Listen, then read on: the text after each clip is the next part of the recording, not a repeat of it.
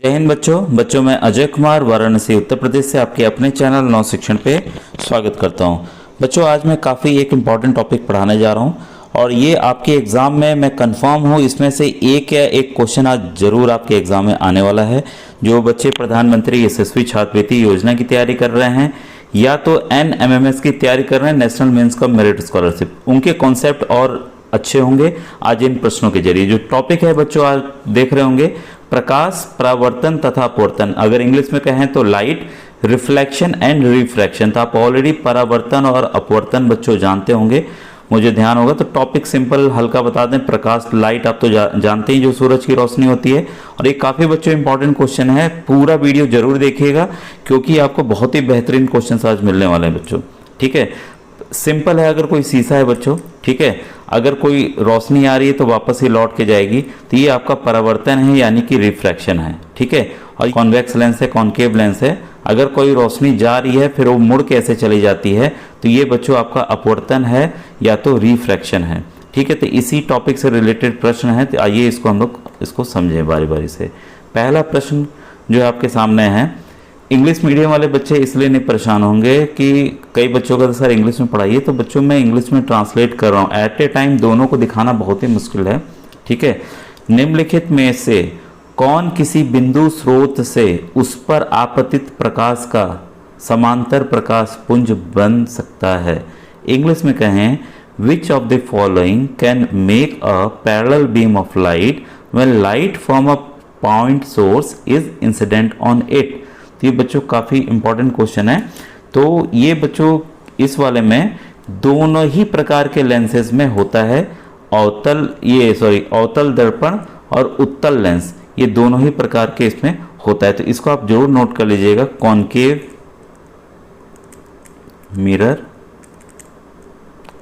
Mirror as well as convex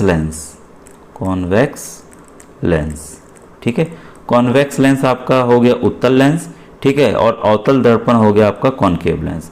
तो सवाल आपको समझ में आ गया, किसी बिंदु स्रोत से उस पर आपतित प्रकाश का समांतर प्रकाश पुंज बन सकता है। तो इन्हीं दोनों में बनता है, अवतल दर्पण और उत्तल लेंस में। ठीक है, अब देखिए सेकंड क्वेश्चन आपका न्यूमेरिकल बेस है। ठीक है, तो इसको मैं थोड़ा बड़ा करके सॉल्व करके आपको दिखाऊंगा व्हाइट पार्ट में। क्वेश्चन पढ़ लेते हैं, काफ़ी इंपॉर्टेंट बच्चों, ये आपको आने चाहिए क्योंकि एग्जाम में आएंगे बच्चों इस तरह के प्रश्न।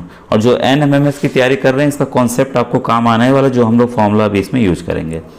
10 mm लंबी कोई सुई है, 10 mm मान लीजिए, ठीक है, सुई किसी अवतल दर्पण के सामने, अवतल दर्पण है, ठीक है, अवतल दर्पण यानी कि अभी जस्ट हमने देखा आपका कॉनकेव मिरर है, ठीक है, उसके सामने कॉनकेव मिरर के सामने ऊर्ध्वाधर रखी है। ठीक है, उस सुई का ऊर्ध्वाधर रखी है मतलब वर्टिकल रखी है, ऊपर की तरफ रखी है। इस सुई का 5 mm प्रतिबिंब दर्पण के सामने ही बनता है 30 मीटर दूरी पर, यानी कि इमेज क्या है, इमेज आपका यहाँ पर वास्तविक हो गया या तो रियल हो गया। ठीक है, जिधर दर्पण है आपका उधर ही ये बन रहा है। ठीक है, दर्पण की फोकस दूरी हमें निकालनी है, दर्पण की फोकस दूरी। अगर इंग्लिश में इसको कहें, a 10 mm long alpine is placed vertically in front of a concave mirror. A 5 mm long image of the alpine is formed at 30 cm in front of the mirror. The focal length of the mirror is, तो हमें यहाँ पे focal length निकालना है, लेकिन focal length के लिए बच्चों कुछ चीज़ें हमें निकालनी पड़ेंगी। तो आइए इसको मैं थोड़ा सा बड़ा कर दे रहा हूँ ताकि यहाँ पर मैं आपके लिए रफ वर्क कर सकूँ। ठीक है, अब देखिए इसमें जो दिया हुआ है साफ साफ कि जो इमेज की ऑब्जेक्ट की इमेज है, मतलब जो वस्तु है अल्पिन है, उसका दिया हुआ है कितना, हाइट कितनी दी हुई है, प्लस में हम लेंगे क्योंकि इसके मिरर के सामने बच्चों ये है 10 mm। 10 mm पता है आपको कितना होता है, 1 सेंटीमीटर के बराबर होता है। ठीक है, क्लियर हो गया। इसके बाद है आपका इमेज साइज, मतलब कि जो प्रतिबिंब बना है उसका साइज कितना है। ठीक है, उसको हम ये ऑब्जेक्ट का मान लेते हैं, ये ऑब्जेक्ट हो गया, ओ से ऑब्जेक्ट, ठीक है, वस्तु, और आई को मान लेते हैं इमेज का। ठीक है, तो ये कितना है, 5 mm है। तो इसको 10 से भाग दे देंगे तो किस में बदल जाएगा, ये सेंटीमीटर में बदल जाएगा। तो कितना गया, 0.5 सेंटीमीटर। आपको पता होगा कि mm को अगर सेंटीमीटर बदलना है तो 10 से भाग देते हैं। यहाँ जैसे हमने 10 से भाग दिया, 10 कटा तो बचा क्या, 1। ठीक है। अब देखिए यहाँ पर जो इमेज डिस्टेंस है, मतलब जो इमेज बनी है आपकी, प्रतिबिंब बना है, उसको v से हम डिनोट करते हैं, आपको पता है, वो है आपका -30। यहाँ माइनस हमने क्यों लिया है, क्योंकि ये वास्तविक बन रहा है। अगर उस पार मतलब वास्तविक नहीं बनता है, वर्चुअल बनता है, तब हम प्लस लेते हैं, ठीक है। तो रियल इमेज बन रही है इसलिए -30 लेंगे।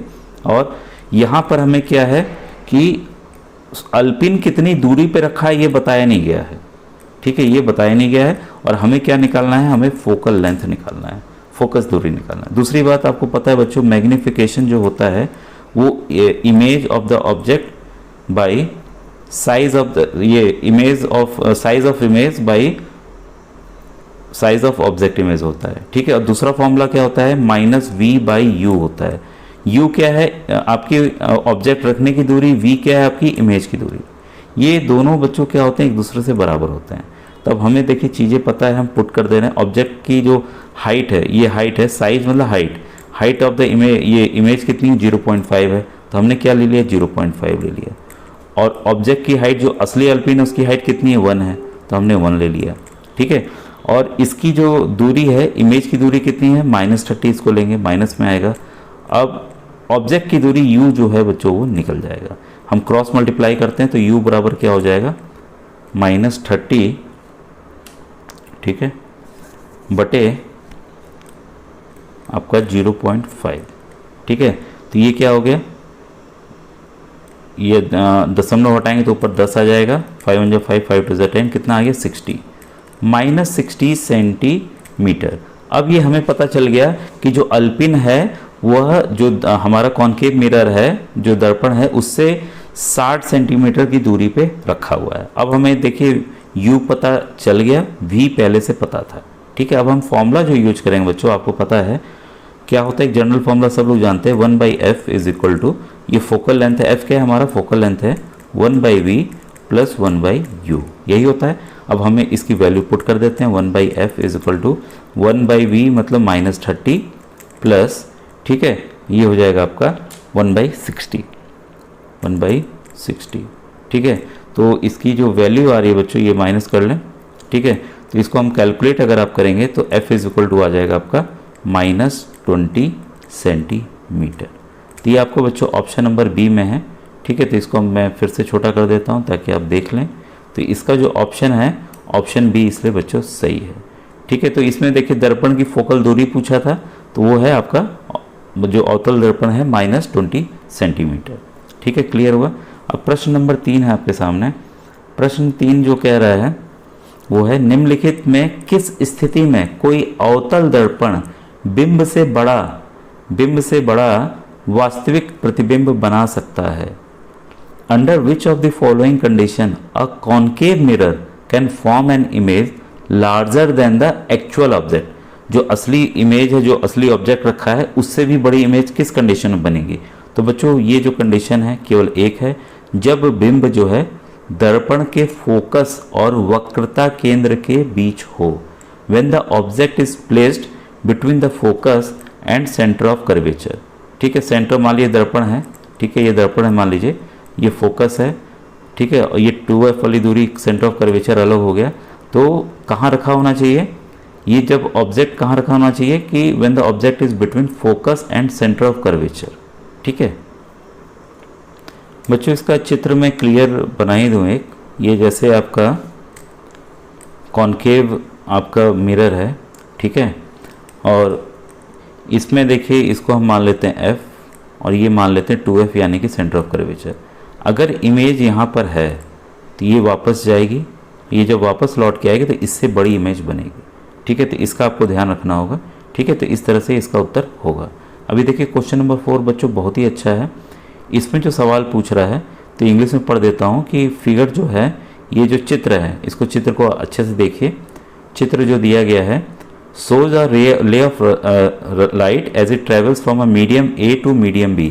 अब ये देखिए मीडियम A से, मतलब कि माध्यम A से ये B की तरफ जा रही, देखिए इधर को मुड़ गई, टुवर्ड्स द नॉर्मल मुड़ा है बच्चों, ये नॉर्मल इसको कहते हैं, टुवर्ड्स द नॉर्मल मुड़ा है, ठीक है। Refractive index of medium B, refractive index of medium B relative to medium A, ये हमें पूछ रहा है। तो हमें म्यू की वैल्यू ए की रिफ्लेक्टिव इंडेक्स और रिफ्लेक्टिव इंडेक्स बी निकाल देंगे तो ये उत्तर आपका आ जाएगा। तो बस देखिए इसी को हमें हल करना है। इसका हिंदी में पढ़ दूँ, जो हिंदी मीडियम वाले बच्चे हैं। इसमें देखिए सवाल बच्चों की ये है कि चित्र में है किसी प्रकाश किरण को माध्यम ए से माध्यम बी में गमन करते दर्शाया गया है। माध्यम ए के सापेक्ष माध्यम बी का अपवर्तांक क्या है। ठीक है, तो इसे हमें करना है। तो इसमें हमें पता है कि रिफ्रैक्टिव इंडेक्स जो होगा वो क्या होगा, म्यू बी ए जो होगा वो होगा आपका sine i by sine r होता है। ठीक है, तो यहाँ साइन आई की वैल्यू क्या है, एंगल कितना है हमारा, वो है हमारा 60 degree, sine 60 degree by sine आपका 45 डिग्री। ठीक है, इसकी वैल्यू हम डाल देते हैं। साइन 60 कितना होता है, √3/2, और ये आपका कितना हो साइन 45 1/√2, 1/√2। इसको ऊपर ले जाते हैं हम तो क्या आ जाएगा आंसर आपका √3/√2। ठीक है, तो ये है बच्चों आपका आंसर आ रहा है। ये देखिए √2 ऊपर जाएगा, यहाँ पर इसको 2 रूट में बदल देंगे, √2 एक √2 कट जाएगा, बचेगा √2। ठीक है, तो इसमें जो ऑप्शन नंबर 4 का ए बच्चों इसलिए सही है। मुझे उम्मीद होगी कि कुछ आपको, क्योंकि कई बच्चे फॉर्मूले नहीं जानते हैं, क्योंकि बेसिक चीज़ मैं यहाँ नहीं पढ़ा रहा हूँ बच्चों, डायरेक्ट सवाल आपको हल करा रहा हूँ। ठीक है, मैं मान के चल रहा हूँ कि आपने पढ़ा हुआ है। बच्चों ये वाला भी प्रश्न काफ़ी अच्छा है। कोई प्रकाश किरण, ये देखिए चित्र देखते रहिएगा, दर्शाए गए अनुसार माध्यम ए से माध्यम बी, ये माध्यम ए है आपका, ये माध्यम बी है, में प्रवेश करती है। माध्यम ए के सापेक्ष माध्यम बी का अपवर्तांक होगा। ठीक है, तो इसमें इंग्लिश में कहें तो a ray of light enters from medium a to medium b as shown in figure, the refractive index of medium b relative to medium a will be. तो देखिए यहाँ साफ साफ हमें दिख रहा है कि जो एंगल आई है, यहाँ पर जो एंगल आई है, एंगल ऑफ इंसिडेंस जो है वो एंगल आर से बड़ा है। ठीक है, इसका मतलब क्या होगा, साइन आई जो है वो बड़ा होगा साइन आर से, साइन आर से बड़ा होगा। तो म्यू हमारा क्या कहता है, म्यू बी ए अगर कहें, मीडियम की बात कहें तो क्या हो जाएगा, ये ऊपर वाला बड़ा होगा, साइन आई ऊपर आएगा और नीचे वाला छोटा होगा। ठीक है, ये स्मॉलर होगा, तो इसका मान क्या होगा, इसका मान बच्चों 1 से बड़ा होगा कि नहीं होगा, 1 से अधिक होगा नहीं, अगर भाग भी हम देते हैं तो 1 से अधिक आएगा ना। ठीक है, तो इसलिए इसका उत्तर बच्चों 1 से अधिक होगा, मतलब ग्रेटर देन यूनिटी होगा। ठीक है, तो अगर बच्चों सवाल देखिए बहुत ज़्यादा हैं, चित्र आधारित भी हैं, मैं अच्छे कुछ छोड़ के चीज़ें चलता हूँ, सीधा प्रश्न 9 पे आता हूँ। कुछ पढ़ने वाले सवाल हैं, क्योंकि फिर आपको भी लगेगा कि इतना न्यूमेरिकल है, समझ में नहीं आएगा। ठीक है, क्योंकि बेसिक अगर आप नहीं जानते रहेंगे बच्चों तो आप नहीं कर पाएंगे। ठीक है, तो अगर कमेंट सेक्शन में कमेंट कीजिएगा, पूरा पार्ट पढ़ाने में बच्चों काफ़ी समय लगेगा। ठीक है, अब आपके सामने क्वेश्चन है, वाहनों के पीछे के दृश्य को देखने के लिए लगे दर्पण द्वारा आवर्धन, मतलब कि magnification produced by a rear view mirror fitted in vehicles. शीशे लगे रहते हैं पीछे का देखने के लिए, तो उनका मैग्निफिकेशन कितना होता है, हमेशा 1 से कम होता है। तो इसको जरूर नोट डाउन कर लीजिएगा। ठीक है, अब है ये भी न्यूमेरिकल आ गया, मैं न्यूमेरिकल छोड़ दे रहा हूँ। इसके बाद है क्वेश्चन 11, निम्नलिखित में से किसके द्वारा निश्चित रूप से किसी दूरस्थ ऊंचे भवन का पूरी लंबाई का प्रतिबिंब देखा जा सकता है। मतलब उसकी इंग्लिश कहें, a full length image of a distance tall building can definitely be seen by using. तो किससे दिखेगा, ये केवल और केवल बच्चों हमारा by a convex mirror, by a convex mirror, यानी कि केवल उत्तर दर्पण से ये दिखेगा। तो इसको जरूर नोट डाउन कर लीजिएगा। ये सभी बच्चों क्वेश्चन बहुत इंपॉर्टेंट है, ध्यान रखिएगा। एनएमएस और पीएमएसएसबी दोनों के लिए इंपॉर्टेंट है। टॉर्चों, सर्च लाइट तथा वाहनों का हेडलाइटों में बल्ब कहाँ लगा होता है, तो उसकी पोजीशन देखिए पूछा है कि ये कहाँ लगा होता है। तो ये जो है परावर्तक के फोकस के अत्यधिक निकट होता है, बहुत ही निकट होता है, very nearer to the focus of the refractor. इसके पीछे कारण क्या, जरा कमेंट सेक्शन में लिख के बताइएगा अगर आपको कारण इसका पता होगा। ठीक है, परावर्तन के नियम लागू होते हैं। ठीक है, तो जो परावर्तन के नियम है वो किस पे लागू होते हैं, तो इसमें देखिए क्या समस्त समतल दर्पण पे, केवल अवतल दर्पण पर, केवल उत्तर दर्पण पर, या सभी दर्पणों पर, चाहे उनकी आकृति कैसी भी क्यों ना हो। मतलब कि इसका जो ऑप्शन राइट ऑप्शन है इसका है बच्चों all the mirrors irrespective of their shape. ठीक है, तो इसका आंसर होगा आपका ऑप्शन नंबर डी। ठीक है, तो ये क्लियर हो गया आपको। इसके बाद है, इसमें देखिए चित्र दर्शाए गए, ये कॉन्सेप्चुअल वाला है, इसको आप समझ लीजिए बल्कि। ठीक है, वायु से कांच के आयताकार स्लैब पर आपतित किसी प्रकाश किरण का गमन पथ से 4 विद्यार्थियों ABCD ने चित्र दर्शाए, मतलब 10.5 में दर्शाए अनुसार आरेखित किया है। इसमें से कौन सा सही है, कौन सा सही है हमें बताना है। अगर इंग्लिश वर्जन का है इस क्वेश्चन का तो है ए path of ray of light coming from air passing through a vertical glass slab traced by 4 students A, B, C and D। ठीक है, in figure which of them is correct। तो किसने सही बनाया है। तो अगर बच्चों ध्यान से देखेंगे तो ए की तो देखिए सीधी आ गई। ठीक है, तो ये ऑलरेडी गलत है, ये ऑलरेडी आपका गलत हो गया है। ठीक है, ये होगा नहीं।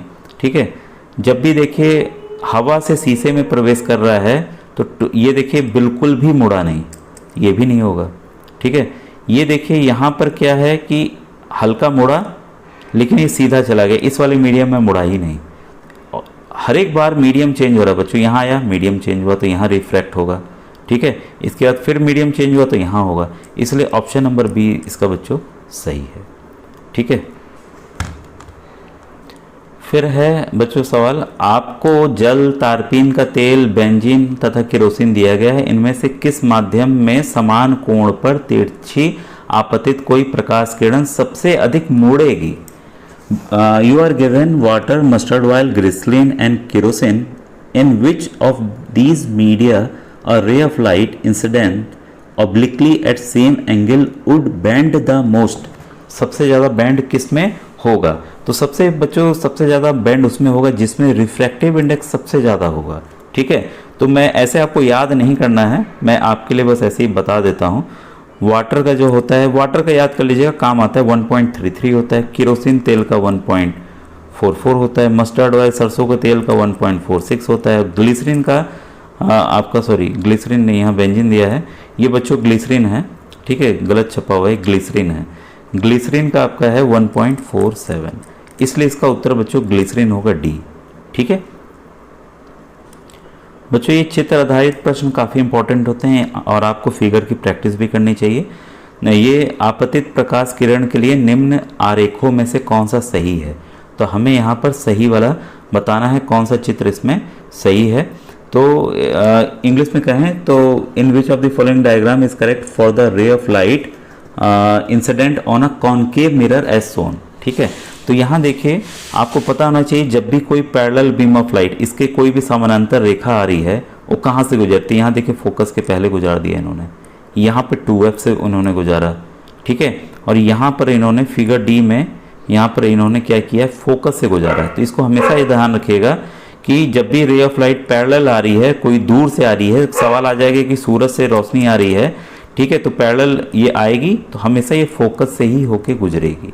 तो इसलिए इसका फिगर डी बच्चों चित्र जो है वो सही है। ये चित्र आधारित बच्चों प्रश्न आने की बहुत ज़्यादा संभावना है। किसी उत्तल लेंस पर चित्र में दर्शाए अनुसार आपतित प्रकाश किरण के लिए निम्न आरेखों में से कौन सा सही है।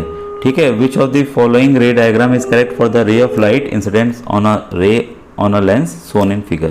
तो हमेशा याद रखिएगा कॉन्वेक्स मिरर में या कॉन्वेक्स लेंस में या आपका इसको कहें उत्तल लेंस में, जब भी कोई चीज़ फोकस से होके गुजरेगी वो हमेशा प्रिंसिपल एक्सिस के पैरेलल हो जाएगी बच्चों, इसके पैरेलल हो जाएगी। तो देखें भाई किस चित्र में है, इसमें नहीं है, इसमें नहीं है, इसमें नहीं है, ये केवल इसमें है, इसलिए ऑप्शन चित्र इसका ये ए जो है वो बच्चों सही है। ठीक है, अब क्वेश्चन नंबर 18 है आपके सामने। कोई बच्चा किसी जादुई दर्पण के सामने खड़ा है, वह यह देखता है कि उसके प्रतिबिंब में उसका सिर बड़ा, उसके शरीर का मध्य भाग साइज में समान तथा पैर छोटे दिखते हैं। मैजिक दर्पण में शीर्ष से दर्पणों के संयोजन का क्रम क्या है। वेरी इंपॉर्टेंट बच्चों, वेरी इंपॉर्टेंट। इस तरह के प्रश्न आ सकते हैं इंग्लिश वर्जन है, a child is standing in front of a magic mirror, he finds the image of her head bigger, the middle portion of her body of the same size and that of the leg smaller, the following is the order of combination for the magic mirror from the top.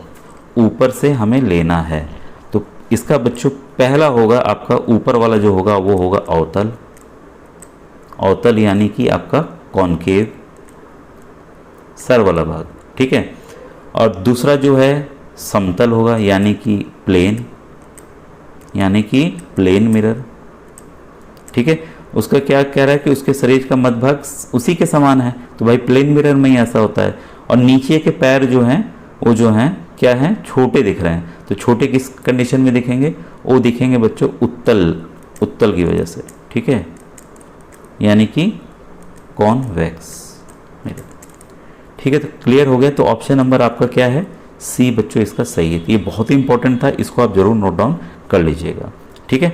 अब देखिए question number 19 है, निम्नलिखित में से किसके द्वारा अनंत पर स्थित किसी बिंब का प्रतिबिंब अत्यधिक छोटा बनेगा, अत्यधिक छोटा बनेगा, ये देखिए पूछ रहा है। In which of the following the image of an object placed at infinitely will be highly diminished and point size. तो ये बच्चों बनेगा अवतल दर्पण में, उत्तल दर्पण में, अवतल लेंस में तथा उत्तल लेंस में, ये सभी में बनेगा, यानी कि concave mirror, convex mirror, concave lens and convex lens. आज का बच्चों वीडियो कैसा लगा जरूर बताइएगा। कोई टॉपिक हो जिस पे आप वीडियो चाहते हो तो कमेंट सेक्शन में जरूर बताइएगा, मैं उस पर प्रयास करूँगा। आज बच्चों ने कमेंट किया था लाइट के लिए, तो इसलिए मैं लाइट पे आज बच्चों मैंने बनाया है।